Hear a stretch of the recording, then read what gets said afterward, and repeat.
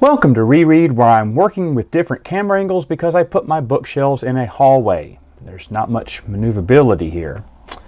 Should have thought of that. All right, folks, we're talking about Joe Schrieber's Death Troopers. Now, this was actually, publication-wise, the first book he ever wrote, and I always considered it his best. Is it, though? Let's find out. This is, of course, where they're on the prison barge, Purge. It starts off by showing two brothers here, Cale and Trig, and you think they're the main characters because a lot of the story revolves around them. They've been locked up in jail. Their dad, they got locked up with their dad, who just recently died. A prison guard killed him. You know a few of the you get to know a few of the prison guards. The doctor, there's a doctor there too. The doctor knows the prison guard tortured and killed these two boys' father, and she doesn't like that prison guard. And the prison guard's a little bit of a jerk too. And for some reason, they don't explain how it happened, but their engines get blown out. And so they're basically adrift in space. And they make a funny comment and say, yeah, we have a bunch of felons on this ship, you know, that the Empire wants to die, you know, they just want us to get rid of them. We're going to be high on their list to come rescue. And they find a derelict Star Destroyer. And they're like, oh, well, you know what? That's kind of weird. And it's picking up a handful of life forms. I think they said 10. And when they approach it and they enter into the Star Destroyer, they come out and they come back and they have an infection. They start, having snotty noses, wet coughs and everything. And they suddenly realize it's just one person thinks just one guy is sick, but then they all come back with coughs. They all get sick. Then they eventually start dying, and the whole ship starts taking, the virus starts spreading through the entire ship instantly. And of course, you know what's going on based off this awesome cover, probably one of the best covers in the expanded universe. But I was surprised because they don't show the actual, Han does call them zombies at the end, but they don't show the zombie until about halfway through. I mean, you're almost at the 50% of the way read, probably at 48% or whatever, when they actually show or reveal the first zombie, which of course is the kid's father, right? They see their father like, Dad! And then as he's coming at him, they're like, that's not Dad, because he's all like broken and walking all weird, his jaw's out, his eyes are glassed over. I believe he bites one of the sons, who, of course, the son is eventually going to turn. You think he's not for a little while. The doctor there has an anti-serum that protects them from getting infected, even though they're not infected at first. Some people are naturally immune, like the corrupt Imperial Guard and the doctor seem naturally immune, but they find an anti-serum. And the doctor, when she sees everyone else is dead on the ship, she asks the ship's computer how many people are alive on the ship. They say 6. Okay, show me where they are. And she sees 2 are locked in solitaire. So she's like, oh man, I gotta get some guns and go down to solitaire and hope those prisoners don't kill me, but I want to find them. Well, why don't you find the other 3 that are around?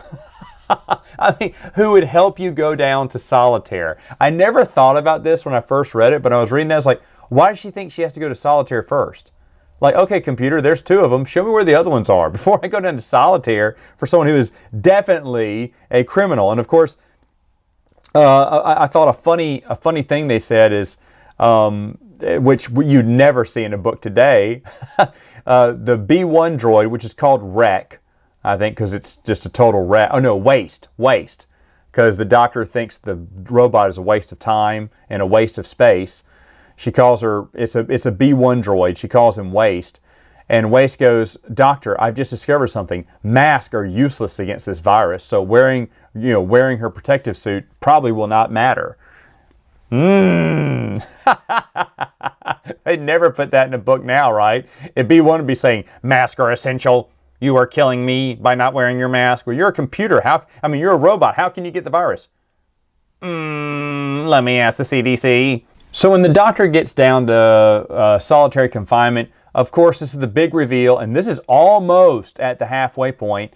It's Han Solo and Chewbacca. Now I was very happy to see them, And they did a smart thing here. They talked about a family of Wookiees who'd been infected with the virus. Like, it blows out their lungs. It was really cool because it's just kind of unique how each alien race treats the virus differently, but their lungs were overswollen and kind of exploded. And, you know, so you've already seen Wookiees. And so when you see another Wookiee crawl out of solitary confinement, you don't think anything of it. And then the man goes, Chewie, calm down. You're like, wait, what? He's like, yeah, this is Chewbacca, I'm Han Solo. And that's how the chapter ends. You're supposed to be like, what? And I was. I thought that was really awesome. I know some people didn't like it, but who says Han Solo and Chewbacca can't be in this crazy story? Of course, now that they're in it, it takes away all suspense, right? Because you know at least Han and Chewie are going to get out. And probably the kids, even though Kale dies, which is one thing I think I've forgotten that he died, because it's kind of, I wouldn't say uneventful. I mean, they meet up, he follows his brother and then realizes, oh no, you're a zombie, and the brother tries to eat the other brother, but then he pushes him over the railing. That's basically the end of it. It's not some epic big death or whatever, you know, that you were thinking, even though the memory of Trigg's father just keeps messing with him all the time. You know, when he gets knocked out, he sees his father's smiling face. And I'm thinking, was that the old kind face he remembers? Or supposedly when these zombies see you, they grin, you know, really freakily. Is it the zombie grin?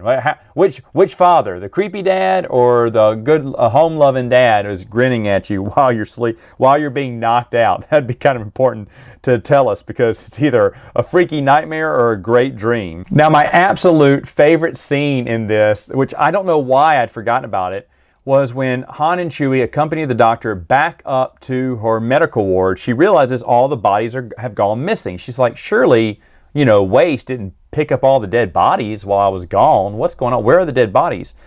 And Han has a bad feeling about this, a real bad feeling. And he and Chewie say, hey, we need to get to the escape pods. We don't need to be around here. We don't need to be investigating. We need to leave. And when they see the droid, he's like, it's a miracle. It's a miracle. And she's like, what are you talking about? And he's like, they all got up and started walking. She went, what are you talking? No, there's no one alive here. Everyone's dead. I passed them by. He's like, I can't explain it. They're all alive. And Han's like, we really need to go. And she's like, hold on a minute. And so she's talking to Waste. What are you talking about? He's like, well, they're alive. It's a medical miracle or whatnot. He goes, he said, but he talks about their motor functions being hindered, and they just have a ravenous hunger. It's like they're always hungry. And she turns to Han to ask, what, you know, to look at him to see, does he understand any of this? And Han and Chewie are gone. Like, whatever this droid is saying is freaking us out. If you don't want to leave, we're Splitsville. And the next time you see them, they're on the run to the escape pod. I love it. I love that scene so much. I can't believe I'd forgotten about it after so long. But it turns out what started the whole epidemic, it was some leak containers. This is very Return of the Living Dead. If anyone's seen that movie, the leak container reanimates dead corpses and everything. And as the rogue, and I have forgotten his name now, the rogue Imperial officer, he flees to an escape pod but can't get far. He goes to the Star Destroyer because he thinks, I can live longer in a Star Destroyer than I can that day. Because at first they didn't find anyone in the Star Destroyer either, because I guess the zombies were inactive because there were no living bodies they could find. So I guess they all were, you know, kind of, I don't know, sleeping. But then they wake up once the other zombies in the other ship wake up. And I don't know, because it says when they scream on their ship, the Star Destroyer zombies start waking up to scream. And I mean, it does explain it a little bit. They're all part of a hive mind. And when he goes over there, he meets the 6. There's only 6 Imperials living. And they tell him the story about what happened on their end, the origins of this deadly gas they were carrying over to a planet to test out.